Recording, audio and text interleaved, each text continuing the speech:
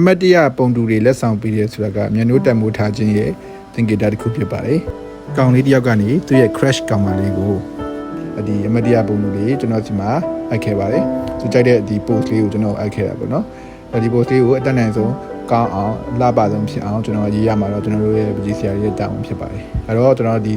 သုံးနဲ့စီကျွန်တော်တို့စာရဲ့အမျိုးအစားကတော့ကျွန်တော်တို့ဒီ Bristol တွေကကျွန်တော်တို့ဒီ grade 3 paper ဖြစ်ပါတယ်။တုံးတန် Bristol ပေါ့နော်။ပြီးတော့ကျွန်တော်တို့ဒီ3နဲ့ Canon ကတော့ luminance color pencil ဖြစ်ပါတယ်။ကျွန်တော်တို့ဒီစာရွက်သားနဲ့ကျွန်တော်တို့ဒီစေးသားရဲ့ရှေ့ခံမှုကတော့နှစ်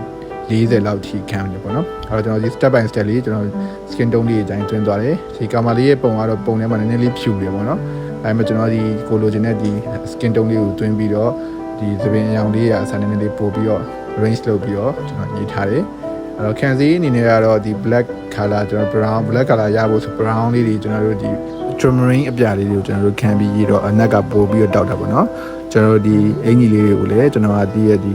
ကြီးကြမြည်ပဲねပေါ့နော်ဒီလှအောင်ပို့ပြီးတော့ဆွဲဆောင်မှုရှိအောင်ဒီ red color လေးကိုကျွန်တော်ထည့်ပေးထားတယ်ဒီကအချိန်ယူပြီးရေးရတဲ့ကားဖြစ်ပါတယ်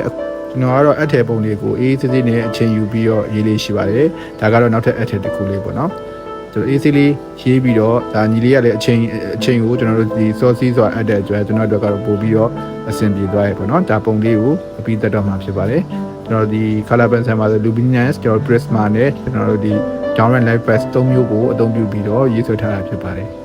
ပုံလေးအားလုံးပြီးသွားရင်တော့ကျွန်တော်တို့ဒီချက်လေးချောသက်ပြီးရင်ကျွန်တော်တို့ဒီပေါင်လေးထည့်ပါတယ်ပေါင်ထည့်ပြီးဆိုရင်တော့ကျွန်တော်ဘူးလေးနဲ့ဒီချက် packing ထုတ်ပြီးတော့ဟိုပို့ရမယ့်လေးစားလေးအတိုင်းကျွန်တော်ကပို့ပေးပါတယ်